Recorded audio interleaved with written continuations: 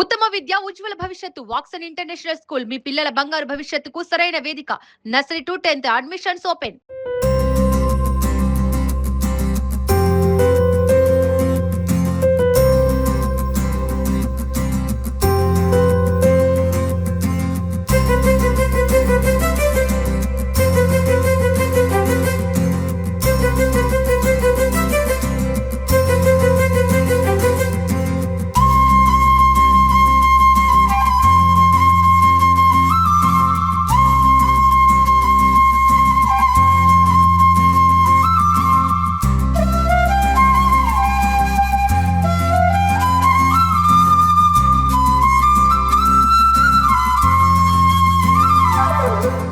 అందరికీ నమస్కారం. నేను స్వరూపపుట్లపల్లి. Welcome to Suman TV. మనలో చాలా మంది ప్రముఖ సాహితీవేత్త నిమ్ గారి వ్యాసాలు, కథలు చదువుతూ ఆయన కార్టూన్స్ ను ఎంజాయ్ చేస్తూ ఆయన రచించిన నృత్య రూపకాలు, సీరియళ్లను చూస్తూ పెరిగిన వాళ్ళమే.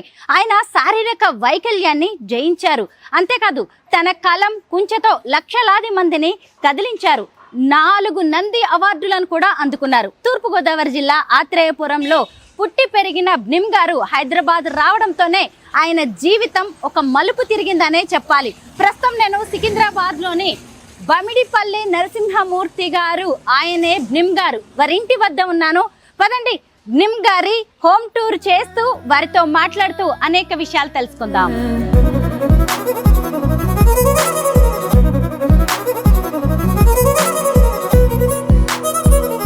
తల్లికి సేవ చేస్తూ అత్యున్నత శిఖరాలకు చేరుకున్న నిమ్ గారి ఇల్లు ఏది అని మనం ఎవరిని కూడా అడగాల్సిన అవసరమే లేదు.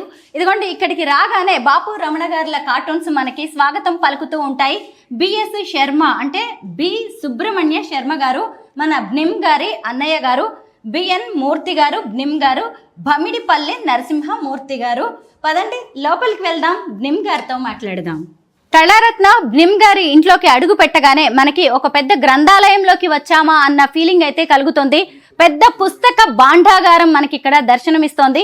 ఇదిగోండి, ఇక్కడ చూడొచ్చు నిమ్ గారు చిరు దరహాసంతో ఎంత చక్కగా ఉన్నారో.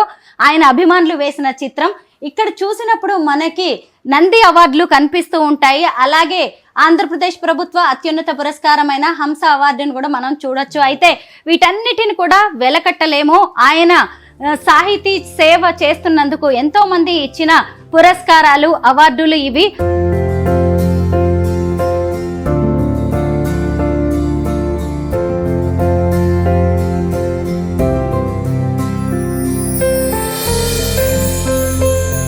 ఇది నిమ్ గారి రూమ్ అని చెప్పడం చిన్న మాట అవుతుంది. ఎందుకంటే ఇది నిమ్ గారి ప్రపంచం. ఇక్కడి నుంచే ఆయన ఈ ప్రపంచాన్ని చూస్తూ ఉన్నారు. మనకి విజ్ఞానాన్ని, వినోదాన్ని పంచుతూ ఉన్నారు. సరే, నమస్తే.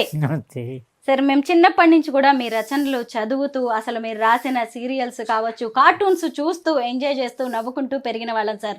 అంత అద్భుతమైన ప్రసంగాలను లేదంటే వ్యాసాలను మాకు అందించినందుకు ముందుగా మీకు ధన్యవాదాలు. నమస్కారం సార్. మీ గురించి వాళ్ళు ఎన్నో తెలుసుకోవాలి. ఫస్ట్ అయితే మీ రూమ్ టూర్ చేస్తాను, ఇక్కడి నుంచి మొదలు పెడతాను. ఎందుకంటే అమ్మా నాన్న కదా, అమ్మా నాన్నగారి గురించి చెప్తారా? ఎందుకంటే మీరు మొత్తం పండితుల కుటుంబం నుంచే వచ్చారు సార్. అమ్మా నాన్నగారుల చిత్రపటాల పక్కనే నాకు ఇంకా బాపు రమణ గారుల ఫొటోస్ కనిపిస్తున్నాయి. అక్కడ అదే బాపు గారి ఒరిజినల్ బొమ్మ అండి. రామాంజనేయ యుద్ధం కోసం ఆయన ఆ పక్కది రామాయణం బొమ్మలు వేశారు. ఒకటి శివధనుర్భంగం, ఒకటి రాముడు చందమామ కోసం బాధపడడం కావాలని పేచి పెట్టడం. బాపు రమణ గారులతో మీ అనుబంధం ఎంతో గొప్పది సార్. మీరు ముగ్గురు కూడా కింద కూర్చొని ఏం చేస్తున్నారు ఆ ఫోటోలో? బాపు గారు ఎప్పుడు కింద కూర్చునే బొమ్మలు వేసుకుంటారు. నేను వెళ్ళినప్పుడు రమణ గారు, బాపు గారు, మేము ఆ ఆల్బమ్లు చూస్తూ అక్కడ కూర్చున్నాం అన్నమాట. ఎంత ఎంగుగా ఉన్నారో, బాగున్నారు మీరు. ఇక్కడ ఉన్నది సార్ ఈ బాపు రమణ గారుల చిత్రపటాల గురించి చెప్పండి. అక్కడ పైది నవరసాలు, బాపు గారు వేసిన నవరసాలు. ఓకే. తర్వాత కిందది బాపు గారికి, మీకు, మాకు అందరికి ఇష్టమైన రాముడు బాపు గారి గీతల్లో. కరెక్ట్. అది కూడా హనుమంతుడు సైతంగా ఉంది. కానీ నాకు అన్ని బాపు రమణ గారుల ఫొటోస్, వాళ్ళ కార్టూన్స్ ఎక్కువగా కనిపిస్తూ ఉన్నాయి. చూడండి, ఇవన్నీ కూడా మీ కార్టూన్స్ ఏవి? మీ చిత్రాలు? నా బొమ్మలు జనానికి వెళ్ళిపోతాయి. ఎప్పటికప్పుడు కమర్షియల్ ఆర్టిస్ట్ ని కదా నేను. మీరు కమర్షియల్ ఆర్టిస్టా? సరే, మీకు మీరే క్లెయిమ్ చేసేస్తున్నారు అయితే. ఎందుకంటే చాలా మంది అలా చెప్పుకోవడానికి కూడా ఇష్టపడరు సార్. ఎందుకు ఇష్టపడరు? వాడు చేసేది అందరూ చేసేది కమర్షియల్లే కదా. కరెక్ట్. తప్పేముంది? ఇలా చెప్పడం అనేది కూడా అది మీ గొప్పదనంగానే నేను చూస్తాను. ఇక్కడ ఉన్న అమ్మవారి చిత్రపటాన్ని ఎవరు గీశారు? బాపు గారు సరస్వతి గీశారు. గారు? ఆ కింద రాశారు చూడండి, బినిమ్ గారు తల్లి అని రాశారు. ఓ, అంటే నన్ను చిరంజీవి. సరస్వతి పుత్రుణ్ణి అని ఆయన ఫీలింగ్. మా అమ్మ సరస్వతి నిజానికి. నిజమే సార్, సరస్వతి పుత్రులే మీరు. అవును అదే, అవును. మేము అసలు మిమ్మల్ని ఇంట్రడ్యూస్ చేయడం కూడా నేను అలాగే చేసి ఉండాల్సింది. అసలు ఎక్కడ చూసినా గానీ బాపు రమణ గారు, బొడుగు అందరూ కనిపిస్తారు. మీ వెనకే పెట్టుకున్నారే. వాళ్ళే వెనకుండి మన నడిపిస్తున్నారు. కరెక్టే. కానీ ఇప్పుడు అంతా ట్రెండ్ మారిపోతుంది సార్. అసలు ఎవరికి ఈ పుస్తక పఠనం మీద గానీ చిత్రలేఖనం పెద్దగా ఇంట్రెస్ట్ కనిపించట్లేదు కొత్త తరానికి. వాళ్ళకి పుస్తకం అనేది సరస్వతిగా, వాళ్ళకి కావాల్సిన పుస్తకాలు వాళ్ళు చదువుతున్నారు. మన సాహిత్యం చదవట్లేదు మొర్రు అని మనం ఎందుకు బాధపడ్డాం? ఏదో ఒక పుస్తకం చేతిలో ఉంటుంది, పుస్తక జ్ఞానమే వాళ్ళని పెంచుతోంది. అద్భుతమైన మాట. అవును సార్. ఇక్కడ కనిపిస్తున్నాయన్నీ కూడా బాపు రమణ గారులే. అసలు బాపు మిమ్మల్ని- గారు బొమ్మ, బాపు రమణ ఇద్దరు ఒకటే. మీరు అవును. బాగానే అంటున్నారు. అవును, రెండు. బాపు చిత్రకారుడు, రమణ గారు రచయిత. అవును. అందుకని మీరు బాపు రమణలు అసలు వాళ్ళని వేరు చేసి మాట్లాడడం అదే అనేది బాగుంది. కూడా గుడ్ అయ్యే గుడ్, పని కాదు. నాకు బాగుంది. కానీ నిజం రమణ గారు బొమ్మలేరు అని చెప్దామనే తప్ప మిమ్మల్ని బాపు రమణ ఏకం చేసి మాట్లాడినందుకు ఖండిద్దామని కాదు. ఇప్పుడు వారిద్దరిలో నేను నిమ్ గారిని కూడా కలపాల్సిందే.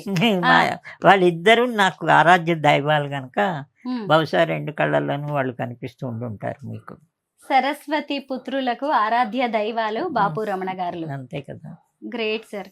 అయితే మీరు చాలా అద్భుతంగా చిత్రాలు గీస్తారు కదా. ఇప్పుడు కూడా ఏదో గీస్తున్నారు. నేను దగ్గరుండి కాసేపు చూడొచ్చా? కూర్చుని నాకు చూద్దరు కానీ. అవునా, కూర్చుని చూస్తాను అటువైపు వచ్చేసి. అలాగే. అయితే ఒక చిత్రాన్ని మీ మనసులో అనుకుని అది గీసి దాన్ని బయటికి తీసుకురావడానికి అవుట్పుట్ అనేది ఎంత టైం పడుతుంది సార్? ఒక్కొక్క బొమ్మని బట్టి ఉంటుందండి. అది కార్టూన్ అయితే 10 నిమిషాల్లో అయిపోవచ్చు. అదే కవర్ పేజీ ఏదో సంథింగ్ ఒక ప్రత్యేకమైన డ్రాయింగ్ అయితే కొంచెం టైం తీసుకుంటున్నాం. మీ ఇల్లు నేను చూశాను సార్, ఇంత విశాలంగా కనిపిస్తోంది. ఇది ఒక ఫ్లాట్ అయినా సరే ఎందుకు మీరు ఈ రూమ్ కి అంకితం అయిపోయారు? అదేంటి, నేను ప్రశాంతంగా పని చేసుకోవడానికి నేను రాత్రి 3 గంటలు 4 గంటలు 5 గంటలు మొన్న అయితే నేను ఉదయం 9 గంటల వరకు పనిచేస్తూనే ఉన్నాను. సాయంత్రం 10ంటికి మొదలెట్టిన వాడిని ఉదయం 9 గంటల వరకు నేను పనిచేస్తున్నాను. అక్కడ ఉంటే నాకు వచ్చేవాళ్ళు పోయేవాళ్ళు అన్ని డిస్టర్బెన్స్లే ఉంటాయి. నా ప్రశాంతత. అవును, మరి కళాకారులు ఇలాగే ఉంటారు, ప్రశాంతతను కోరుకుంటారు. ఎప్పుడైనా పగలు ఒంటరి- నాకు పని అవ్వదు ఎక్కువ. పగలు ఎవరెవరో వస్తారు, వచ్చి వాళ్ళ టైము నా టైము ఇక్కడ నా ముందు వేస్ట్ చేసుకుంటారు. ఎప్పుడైనా ఒంటరితనం అనిపిస్తుందా సార్? అసలు ఒంటరిగా ఎప్పుడు ఉండను నేను. నా పుస్తకాలు చుట్టూతా క్యారెక్టర్లు ఉంటాయి, పద్యాలు ఉంటాయి. నన్నయ్య ఉంటాడు, పోతను ఉంటాడు, తిక్కన ఉంటాడు, కరుణశ్రీ ఉంటారు, ఎవరైనా ఉంటారు. ఇంత సాధించిన నిమ్ గారికి సొంత ఇల్లు కూడా లేదు, తన అన్నయ్య ఇంట్లో ఉంటున్నారు. సరే, ఎందుకు అలా? మీకంటూ ఒక సొంత ఇంటిని ఎందుకు ఏర్పాటు చేసుకోలేదు? ఇల్లాలు ఉంటే ఇల్లు, ఇల్లాలు లేనప్పుడు ఇల్లు. మరి కొత్త తరాన్ని తయారు చేస్తున్నారా కళాకారులని? ఎవరు నేర్చుకోవట్లేదండి. నేర్చుకోవట్లేదా? అదే నా బాధ. అంటే నేను నేర్పేటంత గొప్పవాడిని కాదు, ఫ్రాంక్లీ స్పీకింగ్. అయితే ఏంటంటే కొత్త వాళ్ళు ఎవరు నా దగ్గరికి వచ్చిన వాళ్ళ పిల్లలు, ఇంతమంది రకరకాల పిల్లలు వస్తారా, ఎవరికి బొమ్మలు కానీ కవిత్వం కానీ ఏమీ ఇంట్రెస్ట్ లేదు. కళారంగంలో మీరు ఎంతో ఎత్తుకు ఎదిగారు, కానీ ఇంకా నేను చేయాల్సింది ఇది ఉంది అని ఏదైనా లోటు వెలితి లాంటిది ఉందా మీ జీవితంలో? ఎత్తుకెదిగారు అన్నారు కదా, 3.5 అడుగులే 3 అడుగులే. అయ్యో, ఎప్పుడైనా అనిపిస్తుందా అలా బాధగా? బాధగా అన్నాను నేను ఆ మాట. అంటే మీరు ఎంత పైకి నాకు నవ్వుతూ బాల్యం చెప్పినా- పోలేదు, నా హైట్ కూడా బాల్యం లాగే ఉంది, అంతే. అవును, నేను అనుకుంటాను నేను పెద్దవాడిని అయిపోయినా నేను అనుకోను. కానీ మీలో ఉన్న హాస్య చతురత చూసి నాకైతే మీరు నవ యువకుల్లా కనిపిస్తున్నారు. నేను ఎప్పుడు అంతే, ఇంకా యువకుడు కూడా అనకండి, బాలుడు అనే అనండి. బాలుడి దగ్గరే ఆగిపోయారంట. సరే, ఇదేంటి మీరు వేస్తున్న ఈ చిత్రం ఏంటి? అంటే ఇంకా రఫ్ ఇది వేస్తున్నాను. అమ్మవారికి తలంబ్రాలు పోయిస్తున్నప్పుడు అమ్మవారు గుండెల్లో చూసుకుంటోంది ఆవిడని అని, ఎట్లా ఏదో సంథింగ్. ఇంతకీ మీరు బ్యాలే బాదుషా 315 బ్యాలేస్ రాశారు.